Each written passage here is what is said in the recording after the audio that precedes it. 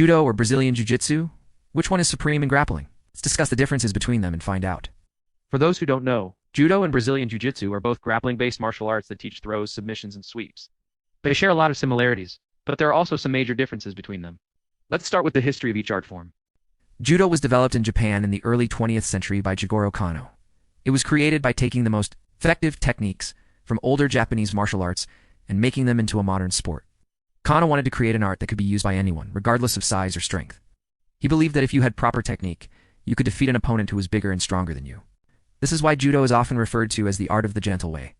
Brazilian Jiu-Jitsu, on the other hand, has its roots in Judo, but it was developed independently in Brazil. It was brought to Brazil by the Gracie family, who adapted it to fit their needs. The Gracies were involved in many street fights, and they found that the techniques that worked best for them were the ones that could be used from the ground. This led to the development of a more aggressive style of Judo that focused on submissions and ground fighting. So in terms of history, Judo is the older and more traditional art form. It was developed by a single individual, Jigoro Kano, while Brazilian Jiu-Jitsu is a more recent development that has evolved over time through the teachings of many different people. Now let's talk about the techniques used in each art form. Both Judo and Brazilian Jiu-Jitsu use a variety of throws, submissions, and sweeps to defeat an opponent. However, there are some key differences between the two. Judo tends to focus more on throws and pins, while Brazilian Jiu-Jitsu practitioners are more likely to use submissions. This is because Judo was originally a more standing-based art form, while Brazilian Jiu-Jitsu was developed more for ground fighting. Judo practitioners typically try to take the fight to the ground by using throws and pins. Once they have their opponent on the ground, they will try to keep them there, using positional dominance and submissions. Brazilian Jiu-Jitsu practitioners, on the other hand, are more likely to start the fight on the ground.